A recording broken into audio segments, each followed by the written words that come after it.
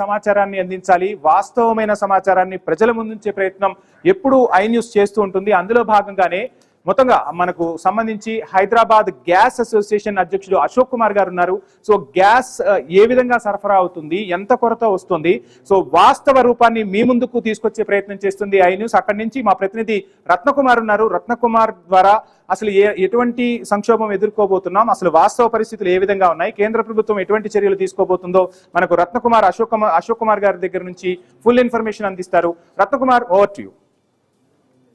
ఎటకీలకు middle east యుద్ధ ప్రభావం India పైన పడింది. ఇప్పటికే హర్మోజు జలసంధి క్లోజ్ చేయడంతో ఇండియాకు రావాల్సినటువంటి గ్యాస్ సరఫరాలు అనేవి పూర్తిగా ఇబ్బందికరంగా మారాయి. సో వీటన్నిటికి సంబంధించి కూడా ఇప్పుడు దేశవ్యాప్తంగా ఇటు కమర్షియల్ గ్యాస్ కు సంబంధించినటువంటి ఇబ్బందులు అనేవి తలెత్తుతున్నటువంటి నేపథ్యంలో అసలు ప్రస్తుతం గ్యాస్ యొక్క పరిస్థితి అనేది ఎలా ఉంది, ఏంటి, హైదరాబాద్ నగర వ్యాప్తంగా ఎటువంటి పరిస్థితులు ఉన్నాయి, ఏమైనా ఇబ్బందులు ఎదుర్కొంటున్నారా సామాన్యులు, అలాగే కమర్షియల్ గ్యాస్ కు సంబంధించినటువంటి పరిస్థితులు ఏంటి, ఇవన్నీ కూడా తెలుసుకుందాం. ప్రజెంట్ మనతో Hyderabad gas distribution association president Ashok Kumar గారు ఉన్నారు. సార్, ప్రజెంట్ మిడిల్ ఈస్ట్ లో జరుగుతున్నటువంటి యుద్ధ ప్రభావం అనేది కారణంగా సెంటర్ కొన్ని కీలక నిర్ణయాలు తీసుకుంది. కమర్షియల్ గ్యాస్ విషయంలో వంట గ్యాస్ ను ముందుగా అందరికీ సప్లై చేయాలి, కమర్షియల్ గ్యాస్ ను నిలుపుదల చేయాలంటూ కూడా రిఫైనరీలకు ఇమీడియట్ గా గ్యాస్ ప్రొడ్యూషన్ కు సంబంధించి కూడా ఆర్డర్స్ ను పాస్ చేసింది. ప్రజెంట్ సిచ్యువేషన్స్ ఎట్లా ఉన్నాయి సార్? అసలు ప్రజెంట్ సిచ్యువేషన్ అంటే ఇప్పుడు మనం ఇది అలార్మింగ్ సిచ్యువేషన్. మీరు అన్నట్టుగానే మిడిల్ ఈస్ట్లో ఏదైతే విపత్కర పరిస్థితులు వచ్చిందో వాళ్ళు మొత్తంగా 6-7 కంట్రీస్, యమన్ అనుకోండి, ఖతర్ అనుకోండి, అదేవిధంగా యుఏఈ, ఇరాన్, రష్యా అండ్ అట్లా వివిధ దేశాల నుంచి మనకి దిగుమతి అవుతుంది. ఒక ముఖ్యంగా విషయం చెప్పాలి ఏంటంటే మన దగ్గర ఉన్న ఇంటర్నల్గా మనం ప్రొడ్యూస్ చేసుకొని 30-40% మనం 60% మాత్రం ఉండాలి. రెండో విషయం ఏమంటే మన దగ్గర స్టోరేజ్ కెపాసిటీ అనేది ఒక లిమిటెడ్గా ఉంటుంది. కానీ కంపేర్ టు 30 సంవత్సరాల క్రితం చూసుకుంటే ఈరోజు ఎనార్మస్గా స్టోరేజ్ ఫెసిలిటీ పెరిగింది. క్యాబిన్ స్టోరేజ్ అని వచ్చింది. క్యాబిన్ స్టోరేజ్ అంటే సముద్ర గర్భంలో పెట్టుకునేటట్టుగా. కానీ ఎంత పెట్టుకున్నా కూడా మొత్తంగా ఎన్ని రోజులు నడుస్తుంది అనేది, ఇది గ్యాస్ పెట్రోలియం ఉత్పత్తులు కాబట్టి దానికి ఒక లిమిటేషన్స్ ఉంటాయి. అదేవిధంగా ఒకటి వస్తుంది, ఫర్ ఎగ్జాంపుల్ మన ఇంట్లో 2 సిలిండర్లు ఉంటాయి, 3వ సిలిండర్ ఇవ్వం. అదొక సిలిండర్ అయిపోయినా ఇంకో సిలిండర్ తీసుకురావాలి. ఒక సిలిండర్ అయిపోయింది, 2వ సిలిండర్ నాకు నడుస్తుంది కదా అనుకుంటాం, అది కూడా అయిపోయింది అనుకోండి, పరిస్థితి ఎట్లా? అదే ఉద్దేశంతోనే ఈరోజు మీరు చూసుంటారు, భారత ప్రభుత్వం 5వ తారీఖున ఒక ఆర్డర్ ఇష్యూ చేసింది. దాని ప్రకారం ఏంటంటే ఏదైనా రిఫైనరీస్, దేశంలో ఉన్న రిఫైనరీస్ వాళ్ళు పెద్ద మొత్తంలో రిఫైనింగ్ చేసుకోవాలి. చేసుకున్న రిఫైనరీ ప్రోడక్ట్స్ని ముఖ్యంగా ప్రొపాన్ కానీ బ్యూటేన్ కానీ విధిగా ఆయిల్ కంపెనీస్ మాత్రం, గవర్నమెంట్ ఆయిల్ కంపెనీ మాత్రమే, పబ్లిక్ సెక్టర్ ఆయిల్ కంపెనీ లేకైనా Indian Oil Corporation, Bharat Petroleum, Hindustan Petroleum Corporation మాత్రమే ఇవ్వాలి. అదొక ముట్టడి. తర్వాత ఇంకో విషయం ఏం చెప్పినారంటే ఏదైతే ఈ ప్రోడక్ట్ని నదర్ ఎల్పిజిగా కానీ, ప్రొపాన్గా కానీ, బ్యూటేన్గా కానీ వివిధ కెమికల్ నేమ్స్ చెప్పేసి పెట్రో కెమికల్స్ కానీ డెరివేటివ్స్ కానీ అనేది దీనికి వాడకూడదు. అదొకటి చెప్పింది నీకు ఖచ్చితంగా. అంటే ఒకటేంటి, all refineries irrespective of the public sector or otherwise they have to give their products only 3 oil companies. ఎందుకు ఇచ్చిందంటే ముఖ్యంగా మనకి 36 కోట్ల కనెక్షన్స్ ఇచ్చున్నాం మనం. కాబట్టి మన యొక్క ఏకైక ధ్యేయము మరి అది ప్రైమరీగా మనం చూసుకోవాల్సింది ఏంటంటే డొమెస్టిక్ వాళ్ళకి అయినంత వరకు ఇవ్వకూడదు, అయినంత వరకు వెసులుబాటు ఇవ్వాలి, వాళ్ళని ముఖ్యంగా చూసుకోవాలనే ఉద్దేశంతో ఒక స్టెప్గా ఎప్పుడైతే ఈ మధ్యకాలంలో 9 రోజుల తర్వాత 10 రోజులకు చేరుకున్నప్పుడు గవర్నమెంట్ ప్రభుత్వం ఏ విధంగా డిసిషన్ తీసుకున్నారంటే ఒక కమర్షియల్ ఏదైతే ఇస్తున్నారో వాళ్ళని కూడా నిలుపుదల చేయాలి. నిలుపుదల చేసి ఫర్ ఎగ్జాంపుల్ మన దగ్గర వచ్చేదానికి 1:10 ఒక 90 సిలిండర్లు చిన్నవి పెద్ద వెళ్తాయి, ఒక 10 సిలిండర్లు 8 సిలిండర్లు ఇట్లా వెళ్తాయి. కాబట్టి కేవలం 8 సిలిండర్లు వెళ్తే ఇంత పెద్ద సందిగ్ధమైన ప్రశ్న ఎందుకు తీసుకున్నారంటే ఈ 10 సిలిండర్లు కూడా డొమెస్టిక్లో ఇచ్చినారంటే ఇంకొక 4-5 రోజులు అందరికీ వెసులుబాటు ఉంటుంది. దాన్ని దృష్టిలో పెట్టుకొని ఎప్పుడైతే మనకి కమర్షియల్ సిలిండర్ ఆపినారనగానే that is one of the alarming situations అయింగ్ దట్ మనం సేవింగ్ మోడ్లో రావాలి. నా యొక్క గృహస్థరాలు వాడుకునేది మా యొక్క విజ్ఞప్తి, కన్జ్యూమర్కి విజ్ఞప్తి ఏంటంటే ఈ పరిస్థితిని చూసుకొని దయచేసి మీరు డబ్బులనే మేము వేసుకుంటున్నాం కాబట్టి మేము ఎట్లన్నా వాడుతున్నాం అండి, మా ఇంట్లో ఎక్కడ ఉన్నారు, ఖచ్చితంగా మేము ఒక వాడకం పద్ధతులు మార్చుకోవాలి.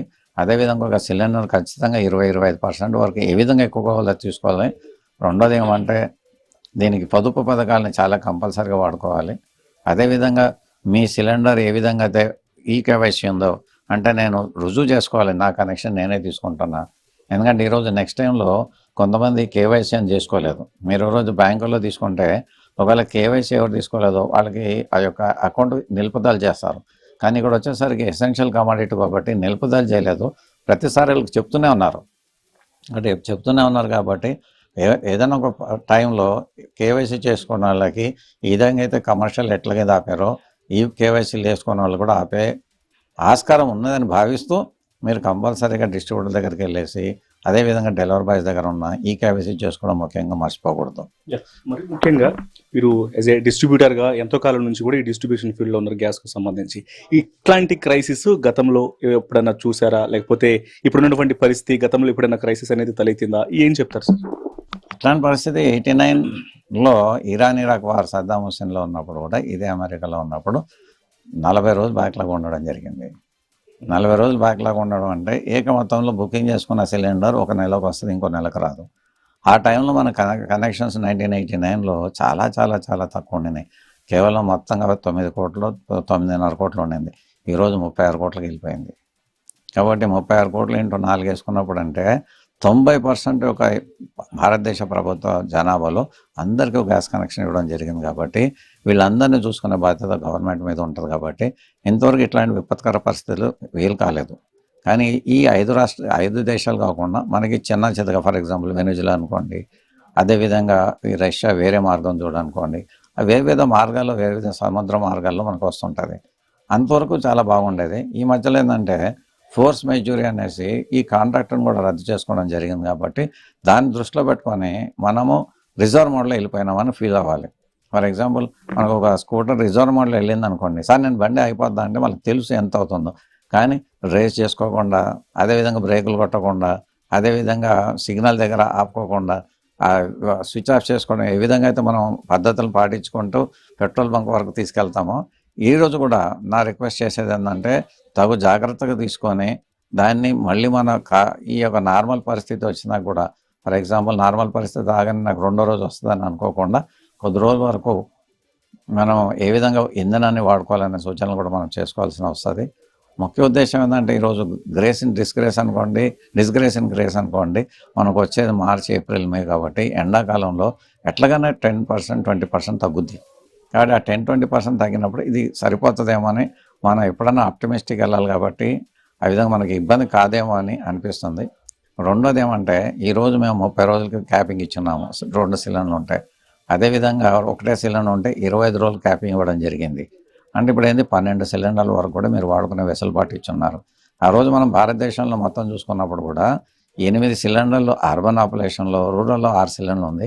కానీ వీళ్ళు 12 సిలిండర్లు ఇచ్చే వెసులుబాటు నెలకు ఒకసారి ఇస్తున్నారు. కాబట్టి దాన్ని చూసుకొని నాకు దొరకటం లేదని కంగారు పడుకోకుండా, పానిక్ సిచ్యువేషన్ చూసుకోకుండా, ఫర్ ఎగ్జాంపుల్ ఈరోజు మా సిస్టమ్ బుకింగ్ అనేది 10 సంవత్సరాల నుంచి ఆఫీస్ బుకింగ్ ఆపేసినారు.